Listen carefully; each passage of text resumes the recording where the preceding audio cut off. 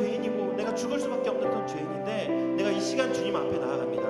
내가 이 시간 주의 앞에 나갑니다. 내가 무엇 주의 십자가의 보혈만을 의지해서 이 시간 주 앞에 나가오니 주님 나의 예배를 받아주시옵소서. 이 시간 이 예배 가운데 나의 가운데 함께 임하여 주시옵소서. 주님 이 시간 주의 보혈만을 의지하며 주의 십자가만을 의지하며 주님께 나가오니 주님 나와 함께 해달라고 이 시간 주님의 이름 한번 부르시고 함께 같이 기도드리겠습니다. 주여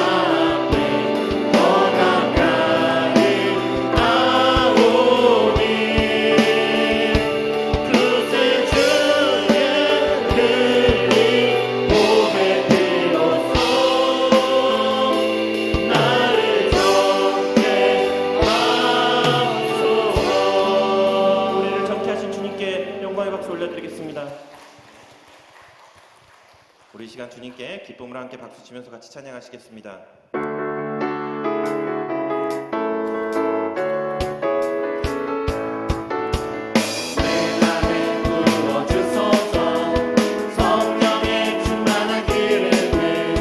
내 안에 충만케 하소서.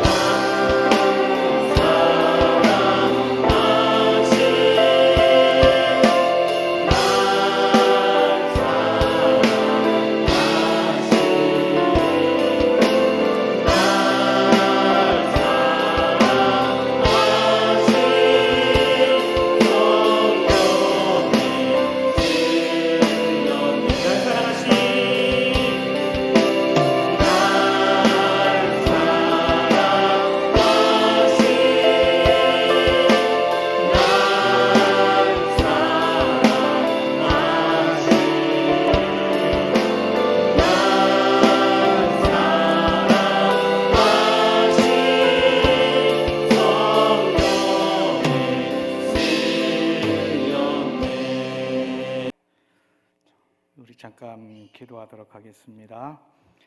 하나님 아버지, 이제 하나님 말씀을 듣는 시간이 되었습니다. 마음을 열고 생각을 열고 귀를 열고 우리 심령에 주의 말씀이 임재하셔서 우리를 새롭게 하시고 우리 신비에 새겨진 주의 말씀을 따라 행하며 하나님을 영화롭게 하며 주의 뜻을 이루며 순종하여 주의 뜻 이루어 승리하는 저희 모두가 되게 해 주시기를 원합니다. 종에게 은혜를 주시고 진리의 말씀을 잘 증거할 수 있도록 도우시고 친히 성령의 하나님이 운행하시고 이끌어 주시고 다스려 주시옵소서. 예수님의 이름으로 감사하며 기도하옵나이다. 아멘.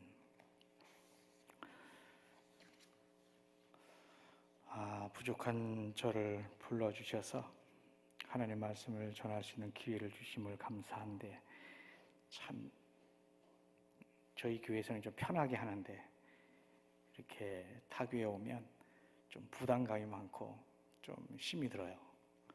그런데 순간순간 하나님의 은혜로 또 여러분 마음속에 또 하나님의 충만하신 은혜가 있기를 주의 이름으로 축복합니다.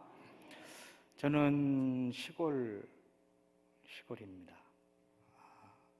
수양교회 와보신 분 계시죠? 좋은 곳입니다.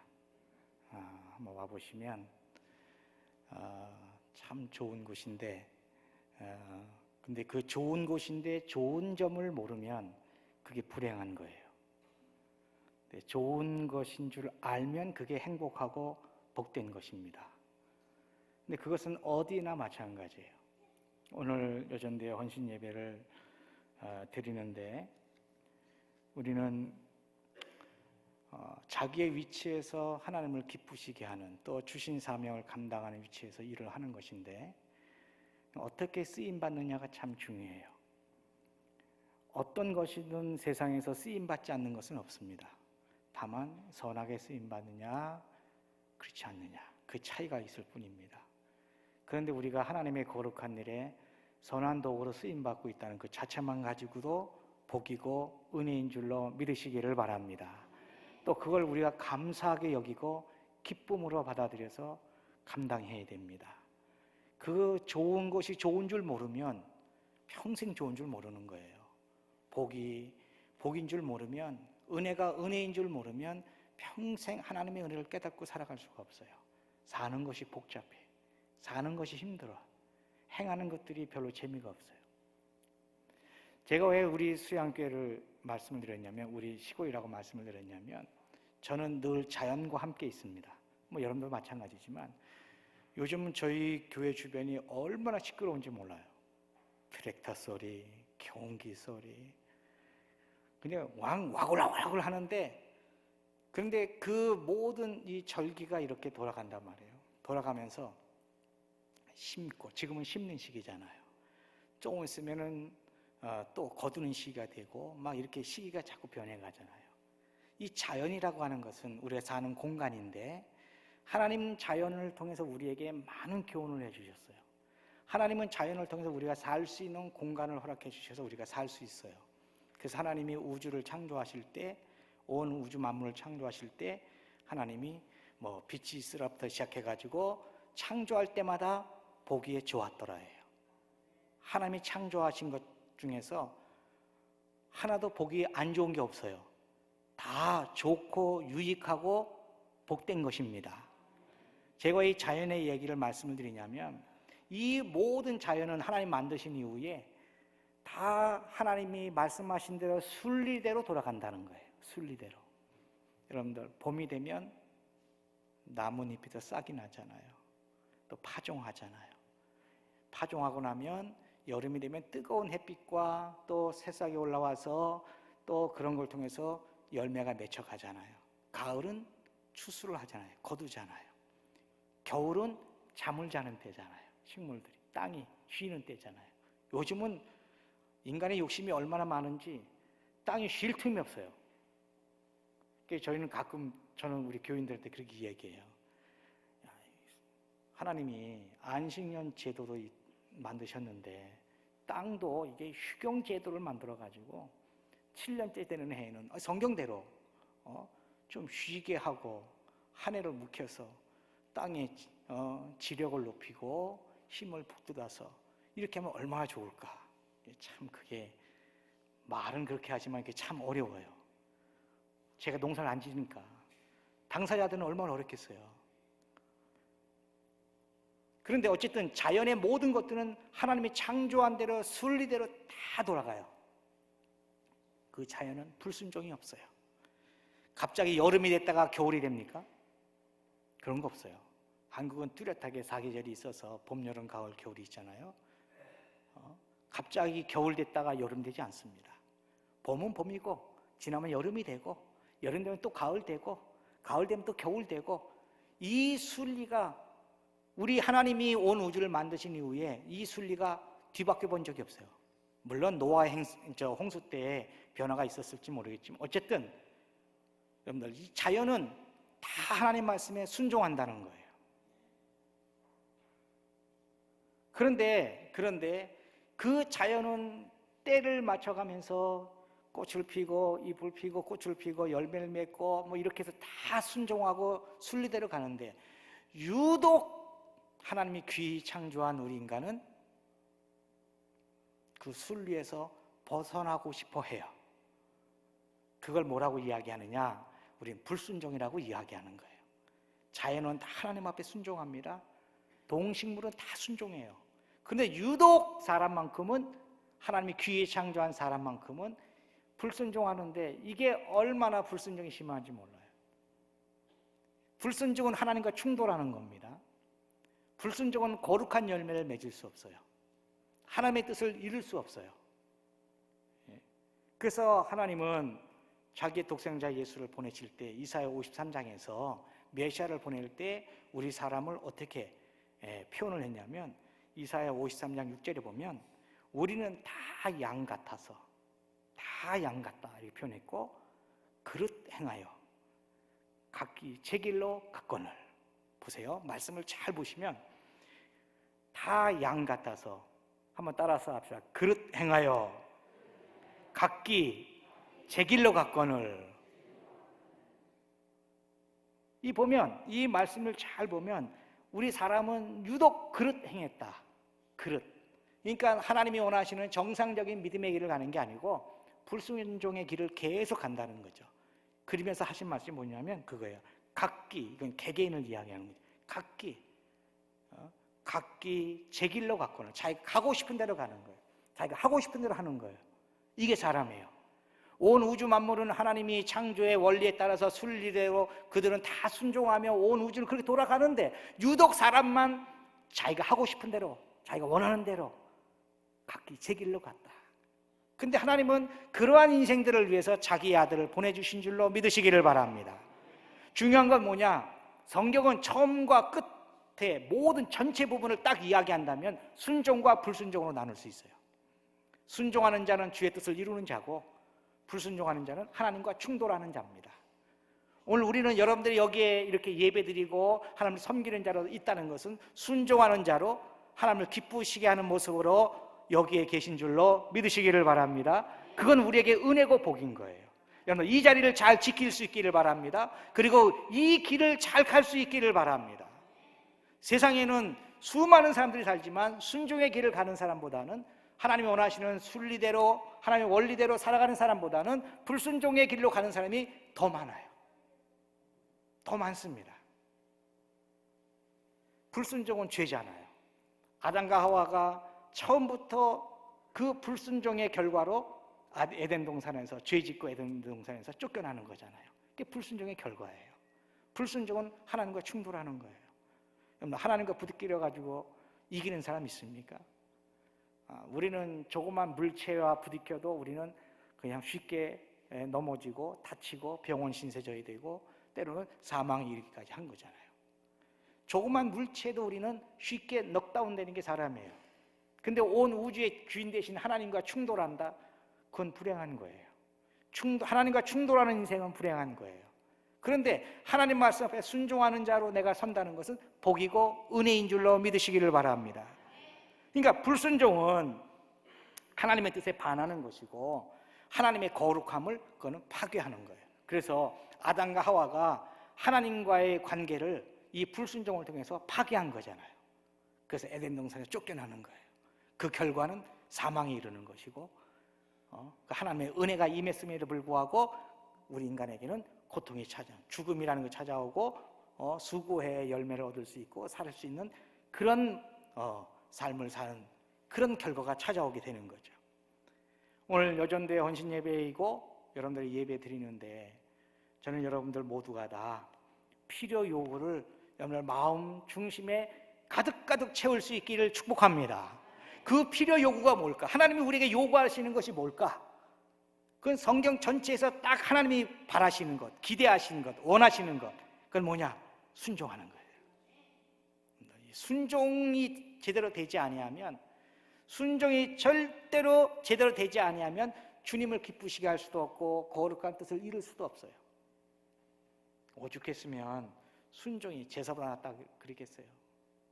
순종은 쉽지만, 쉬운 것 같지만 어려워요.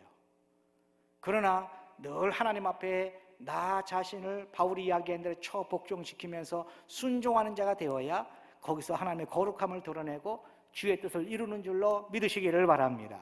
그러니까 하나님의 거룩함을 드러낸다는 건 다른 거 아니에요. 내가 하나님 앞에 순종하는 거예요. 순종이 그렇게 해서 그래서 쉽지 않은 거예요.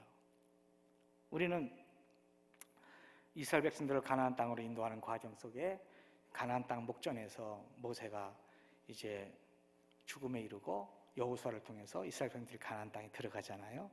들어갈 때 모세는 성경은 뭐라고 이야기하냐면 온유함이 지면에 승하다 그랬어요.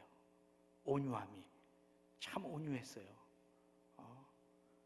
그런데 그가 결정적으로 한 번의 실수가 그를 가나안 땅에 들어가지 못하는 이유가 되잖아요. 신명기 4장에 보게 되면 그가 하나님 앞에 가나안 땅을 목전에 두고 하나님께 기도해요. 자기도 들어가게 해달라고. 근데 하나님은 절대 허락하지 않으셨어요. 왜 허락하지 않는지 아십니까? 내가 하나님의 거룩함을 드러내지 않았다는 거예요. 그 이유예요.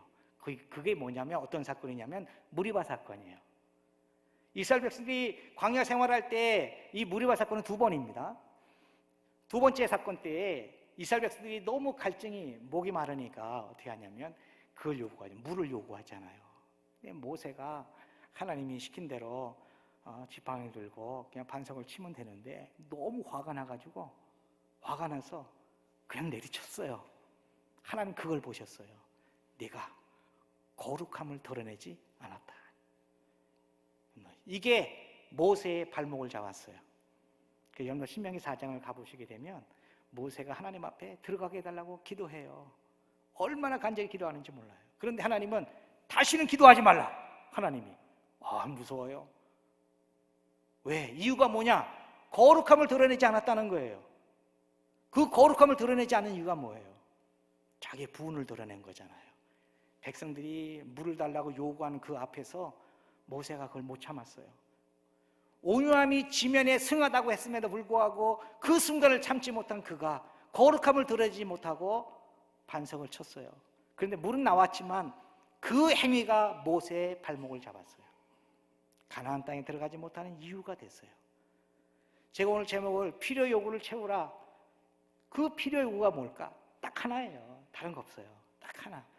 목사도 마찬가지고 어느 누구도 마찬가지고 다 한번 따라서 합시다. 하나님 앞에 순종하는 것이라. 딱 그거 하나예요. 여러분 이거 하나만 잘하면 주의 뜻, 주의 거룩함을 드러내고 주의 뜻을 이루고 하나님께 영광 돌리는, 내가 열매를 맺는 건 아니지만 순종하는 가운데 우리 하나님이 열매를 맺어서 하나님 스스로 영광을 거두시게 되는 줄로 믿으시기를 바랍니다. 그러니까 이 순종이 신앙생활의 전체예요. 그러니까 이 순종이라는 걸 빼놓고는 신앙생활을 말할 수 없어요. 여러분들 그 어떤 것을 아무리 재능이 좋아서 많이 하고 더 위대한 일을 많이 하는 것 같아도 하나님 앞에 순종하지 아니한 그런 것들은 하나님의 거룩함을 드러낼 수가 없어요. 그러니까 여러분들 우리 모두가 다 똑같죠. 이 거룩함을 드러내는 필요 요구가 잘 채워져서 하나님의 뜻을 이루는 그런 역사가 있기를 바랍니다.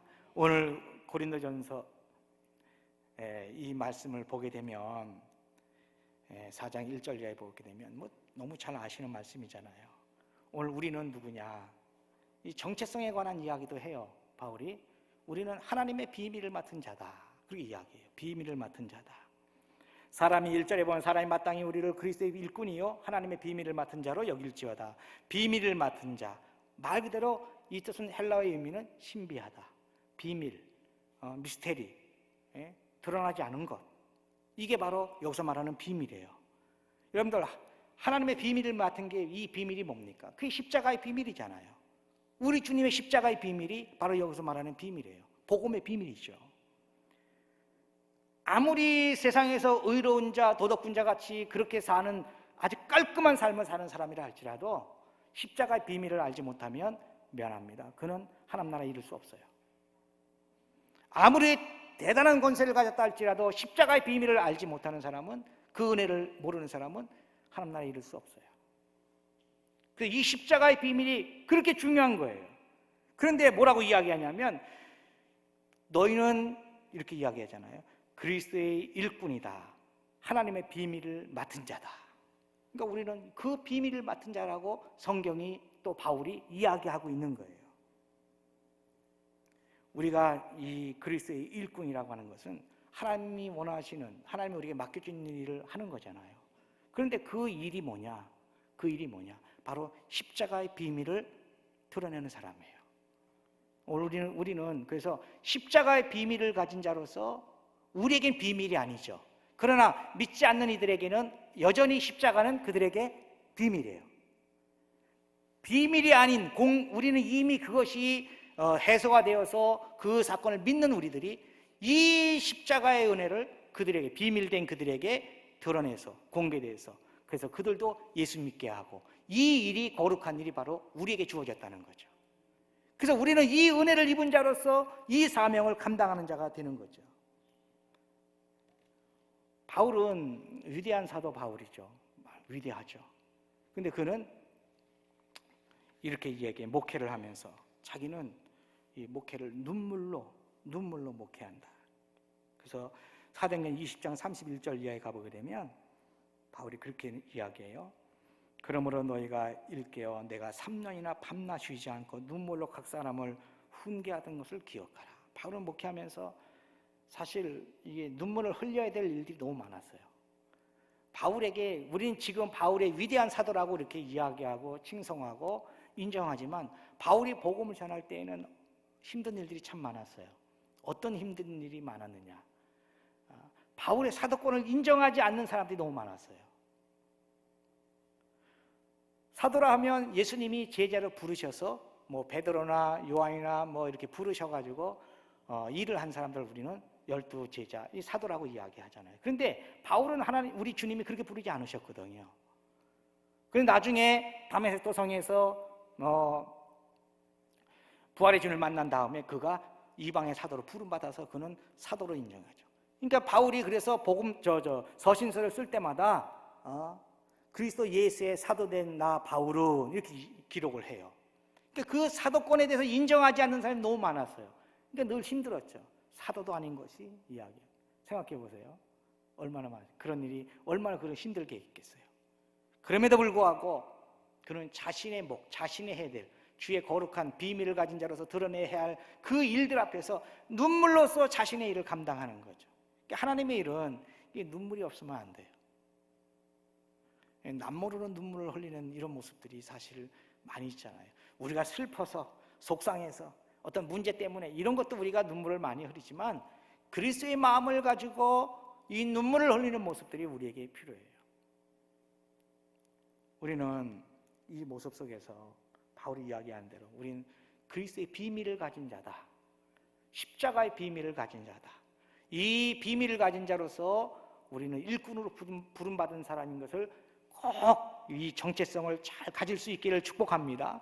그래서 우리가 여전도 회원이 되고 또 리더가 되고 다양한 우리에게 주어진 일들이 있는데, 우리는 그 일들을 하나하나 순간순간 감당해 가면서 우리 속에서 이렇게 뜨거운 마음과 뜨거운 눈물이 없이, 기도 없이 가면 이 사명을, 주의 거룩한 일을 드러낼 수가 없다는 거예요. 세상에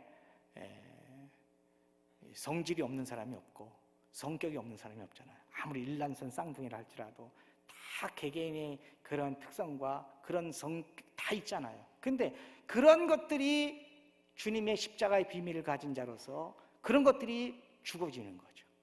그래서 그 안에서 죽어진 가운데 순종하는 가운데 십자가의 비밀이 우리를 통해서 드러나고 주의 일을 행할 때 하나님은 그 속에서 우리를 통해 열매를 거두시게 되는 줄로 믿으시기를 바랍니다.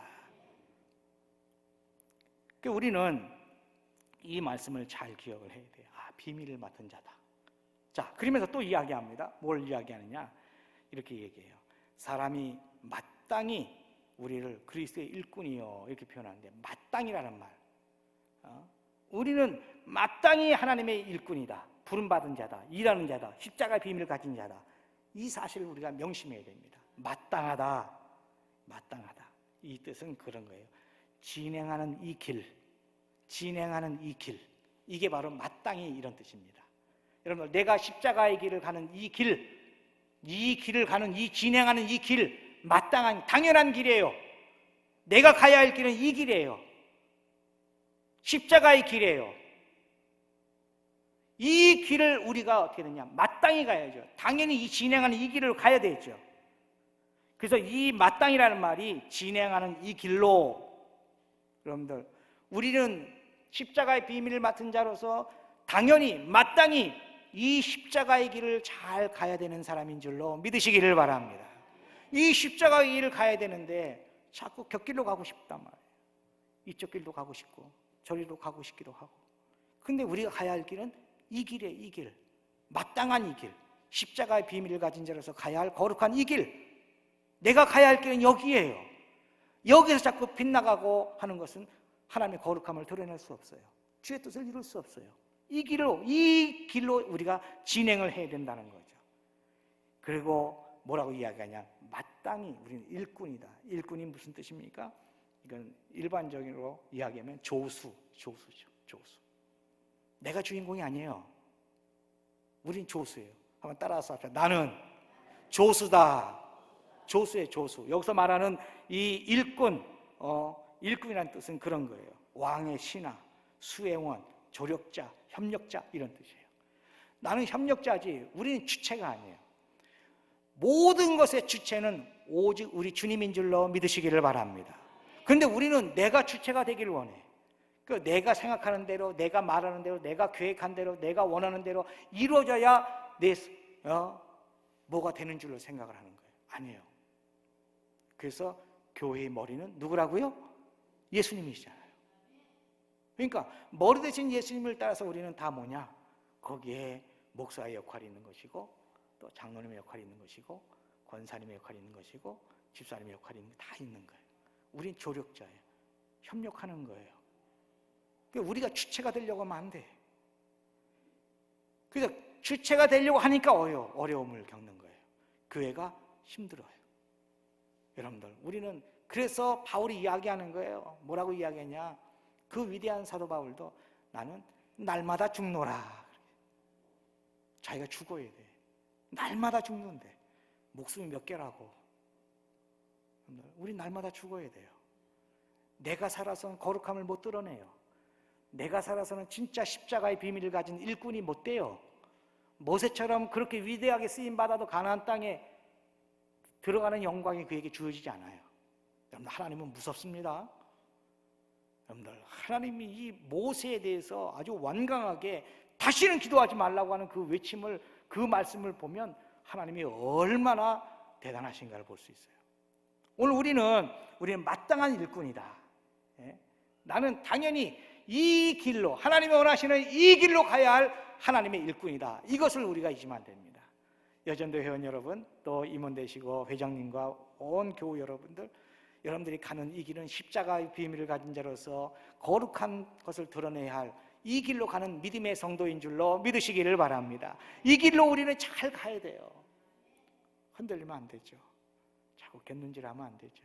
이 길로 잘 가야 하나님이 원하시는 그 목표점에 우리가 도달해서 하나님의 뜻을 이루고 하나님을 영원롭게 하고 우리를 통해서 거룩함이 드러나게 되는 거죠.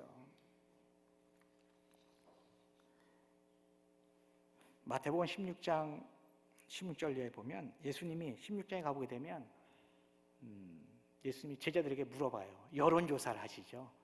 사람들이 나를 누구라고 하더냐 물어봤어요. 제자들이 어떤 사람은 세례 요한이다, 어떤 사람은 엘리야다 막 이렇게 이야기합니다. 그러면 너희는 나를 누구라고 생각하느냐 물어봤어요. 제자들의 생각이 궁금하셨던 거예요. 세상 사람들이야 엘리야다, 세례 요한이다 막 이야기한다 할지라도 그럼 너희는 나를 누구라고 생각하느냐 물어봤어요. 그때 베드로가 위대한 신앙 고백을 하죠. 주는 그리스도시요 살아계신 하나님의 아들이십니다. 우리 주님이 그를 축복해요. 바요나 시몬아 내가 복이 있도다. 이것을 내가 알게 한 것은 혈육이 아니고 하나님의 은혜임을 이야기해요. 그러면서 그에게 얼마나 큰 복을 주십니까? 그러면서 이제 그때서야 비로소 주님이 자기가 십자가의 고난과 죽음을 이야기하기 시작을 하십니다. 그랬더니 베드로가 어떻게 합니까? 베드로가 우리 주님이 가시는 길을 막잖아요. 주님이 가시는 길을 막잖아요. 우리 주님이 베드로에게 내가 오늘 나와 함께 나를 3번 부인할 것이다 이야기할 때에도 베드로가 어떻게 합니까? 다른 사람은 다 부인할지라도 자기는 부인하지 않겠다고 장담을 해요. 저는 그 마음을 믿어요. 그 순간 베드로의 그 마음은 전혀 거짓이 없다고 저는 그렇게 믿는 사람이에요. 왜 그러느냐? 자 생각해 보세요. 그 상황에서는 어떤 상황이든지 그 상황에서는 베드로가 예수님을 위해서 자기가 목숨을 버리고 주를 부인하지 않고 이런 것에 전혀 이게 인정할 수 없어요. 그런데 막상 예수님이 붙잡히고 한 이런 상황이 벌어지니까 환경이 딱 바뀌어 버리니까 베드로가 어떻게 합니까? 주님을 부인하게 되잖아요. 마가는 헛입을 덮고 있다가 빨가벗고 도망가잖아요. 성경을 잘 보시면 다 나옵니다. 헛입을 덮고 있다가 우리 주님이 붙잡히니까 빨가벗고 도망갔어요. 그게 우리는 마가의 사인이다 이렇게 이야기를 해요. 근데 이상훈 교수님이 그 얘기를 하시더라고요. 마가의 사인이다. 그 당시에는 분명히 우리 주님을 부인하지 않겠다라고 하는 베드로의 마음은 변함이 없어요. 분명해요. 저는 확신합니다. 그런데 환경이 바뀌니까 어떻게 되느냐? 그의 마음도 바뀌는 거예요. 그러니까 우리의 신앙은 이 환경을 이기는 게 중요해요. 환경은. 그래서 우리는 마땅히 이 길을 가는데 우리에게 오는 이 길을 갈 때 우리에게 오는 환경이 얼마나 변화무쌍합니까? 얼마나 많은 일이 우리 앞에 가로막히고 우리에게 다가오냐 이 말이에요. 그런데 그런 것들을 다 넘어서야 되는 거예요. 다 넘어서야 되는 거예요. 거기에 내가 죽지 않으면 안 되는 거예요. 내가 이 길을 갈 때 우리에게 오는 수많은 장애물들을 하나하나 다 넘어서야 하죠. 다 넘어서서 가야 되잖아요. 바울은 그걸 뭐라고 이야기하냐면 복음에 따라서 봐. 진보를 이루라. 진보를 이루라. 진보라는 말은 그런 뜻이에요. 우리 앞에 있는 가시덤불을 하나하나 다 헤쳐가는 거예요. 그런데 헤칠 때 얼마나 찔리겠어요? 피 안 나겠어요? 상처 입죠. 고통스럽죠. 그런데 어떻게 해요? 하나하나 헤쳐가는 거예요. 이게 바로 오늘 우리가 가야 하는 길이고 우리가 진행하는 길이고 거룩함을 따라가는 길이고 주의 뜻을 이루는 길인 줄로 믿으시기를 바랍니다. 그러니까 우리가 이 길을 갈 때 그런 일이 있는 거예요. 그런데 베드로도 이런 환경이 딱 바뀌니까 그가 주를 위해서 그렇게 장담했던 것들이 다 무너지는 거예요. 와르르 무너지는 거예요. 우리 주님이 사마리아에서 복음을 전하고 올 때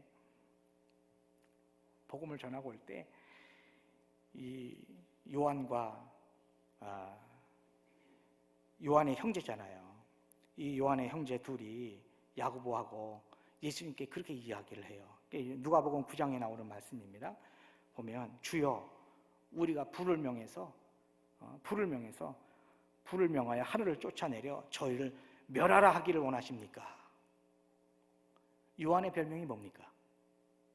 요한의 별명이 뭐예요? 요한의 별명이 뭐예요? 우레의 아들이잖아요. 그게 성격이 얼마나 대단한 거예요. 우레의 아들, 천둥번개의 아들이에요. 그러니까 얼마나 성격이 대단했으면 사마리아 사람들이 복음을 받아들이지 않으니까 불을 명해가지고 다 멸해버리자. 이게 말이 돼요? 이게 요한이었어요. 그런데 그 나중에 어떻게 바뀝니까? 그는 위대한 사랑의 사도로 바뀝니다. 그래서 요한일서에 보게 되면 그는 이렇게 이야기합니다. 편지를 쓰면서 사랑하는 자들아 우리가 서로 사랑하자. 사랑은 하나님께 속한 것이니 사랑하는 자마다 하나님께로 나서 하나님을 안다. 이렇게 이야기해요. 사람이 이렇게 바뀌는 거죠. 변화되는 거죠. 그러니까 이 변화가 우리에게 와야 되는데 참 사람이 안 변하잖아요. 어찌됐든 중요한 건 뭐냐, 우리는 이러한 베드로의 모습이나 이들의 모습이나 이 길을 마땅히 가야 하는 이 길, 거룩한 뜻을 위해 가는 이 길이 우리에게 가야 되는 길인데 그 가는 과정 속에 이런 변화일들이 또 이런 수많은 장애물들을 우리가 다 넘어서서 이런 감정적인 이런 것들을 다 넘어서서 하나님의 거룩함을 이루고 주의 뜻을 이루는 마땅히 이 길로 가는 믿음의 사람이 되어서 하나님의 영광을 드러내야 될 줄로 믿으시기를 바랍니다.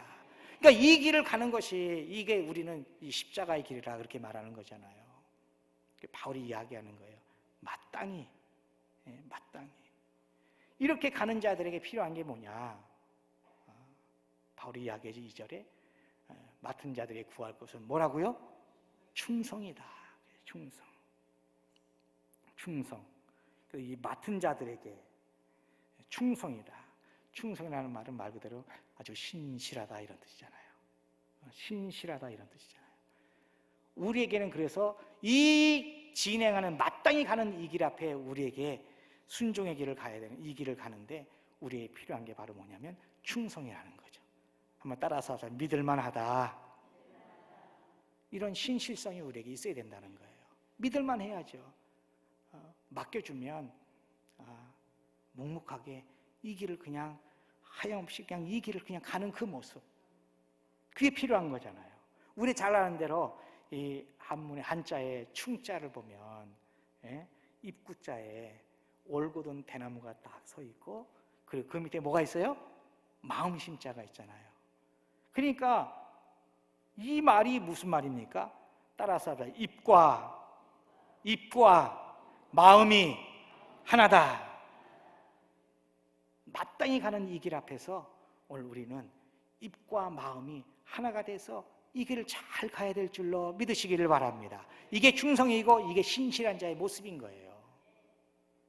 감정적인 간극을 다 버리고 이 길을 잘 그래서 가야 되고 그래서 하나님의 뜻을 이루어야 되는 거예요. 충성은 말 그대로 뭐냐? 죽는 거예요. 충성은 그냥 죽는 거예요. 내가 하나님의 뜻 앞에 죽는 거예요. 예수님의 십자가의 죽음, 그 죽음을 통해서 우리에게 생명이 오는 거잖아요. 그게 순종이잖아요. 순종. 베드로는 나중에 거꾸로 십자가에 못 박아 죽죠. 스데반은 돌에 맞아 죽죠. 요한은, 사랑의 사도 요한은 반모섬에 가서 요한계시록을 쓰고 아주 제일 나중에 죽죠. 도마는 인도에 가서 몸이 두 쪽 나서 죽죠. 바울은 로마 감옥에서 순교하죠. 그 외에 우리의 신앙의 선진들도 다 마찬가지잖아요. 이 길을 가는데 마땅한 이 길을 감에 있어서 오늘 우리가 순종의 길을 가는 이 과정 속에서 우리는 내가 충성해야 되는 거예요. 내가 죽는 거예요. 바울처럼 날마다 죽어야 돼요. 그래야 주의 뜻을 이룰 수 있고 거룩함을 드러낼 수 있고 하나님의 영광을 드러낼 수가 있는 거예요. 맡은 자에게 구할 것은 충성이다. 사랑하는 성도 여러분, 오늘 우리는 사실 현대화되면서 해야 될 일도 많고 가야 할 곳도 많고 너무 분주해요. 그런데 우리는 마땅히 가야 할 길을 가야 되고 복음의 비밀을 가진 자로서 이 길을 잘 가야 되고 그리고 그 가는 길이 우리에게는 충성스러워야 돼요. 신실해야 돼요. 수많은 장애물이 우리에게 앞에 있어도 이 길을 잘 걸어가야 돼요. 그래야 하나님 앞에 영광을 돌리고 승리하는 자가 되는 줄로 믿으시기를 바랍니다. 세상에는 많은 그리스도인이 있어요. 그런데 99%의 그리스도인보다 100%의 그리스도인이 하나님의 영광을 크게 드러낼 수 있어요. 99%의 그리스도인이 100명보다 100%의 한 사람의 순교와 헌신과 열정이 하나님의 거룩함을 드러내서 주의 영광을 더 크게 드러낼 수 있는 거예요. 저는 여러분들 모두가 다 마땅히 이 길을 그리스도의 비밀을 가진 자로서 여러분들 충성스럽게 이 길을 가실 수 있기를 축복합니다. 그래서 하나님의 영광을 드러내고 꼭 주의 뜻을 이루는 모두가 될 수 있기를 바랍니다. 이스라엘 백성들은요, 광야 생활하면서 환경이 얼마나 많이 무너지는지 몰라요. 너무 많이 무너졌어요. 디베라에서 악한 말로 하나님 앞에 원망함을 통해서 하나님이 그들을 불로 심판하시잖아요. 마사에서 마실 물이 없을 때 얼마나 모세를 원망하고 죽이려고 달려들었습니까? 그들은 그러기 때문에 가나안 땅에 들어갈 수가 없는 거예요. 마땅히 가야 할 그 길을, 여러분들 가나안 땅은 그들에게 마땅히 약속되어진 땅이잖아요. 그런데 그는 못 들어가잖아요.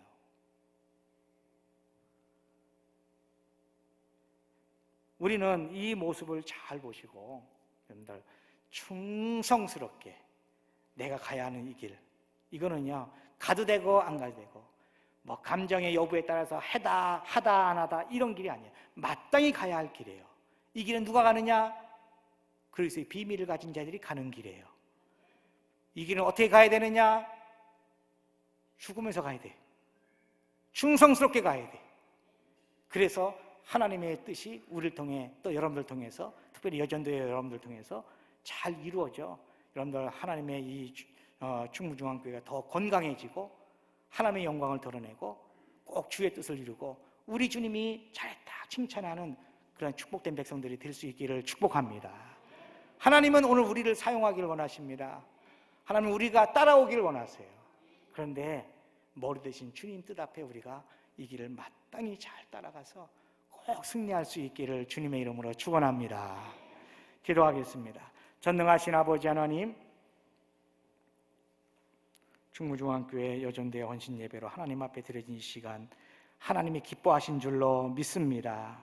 하나님, 혼란스럽고 또 바쁜 세상 속에 살지만 그럼에도 우리에게 귀한 직분과 사명들을 주셨사오니 잘 감당하고 내가 가야 할 이 길을 당연히 마땅히 가되 하나님 복음의 비밀을 맡은 자로서 신실한 자로 충성하며 갈 수 있도록 인도해 주시기를 원합니다. 그래서 하나님의 영광을 드러내게 하시고 주의 거룩한 뜻을 이루는 저희 모두가 되게 해 주시옵소서. 여전도 회원 한 사람 한 사람에게 힘을 주시고 은혜 주시고 또 성령으로 충만케 하셔서 늘 감사함으로 주어진 직무를 감당해 가며 하나님 이 길을 가서 꼭 승리하도록 도와주시옵소서. 감사하며 예수님의 이름으로 기도하옵나이다. 아멘.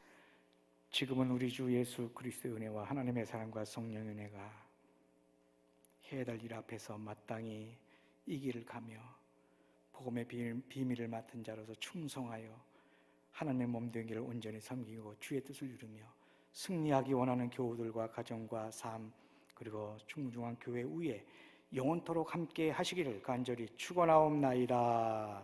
아멘.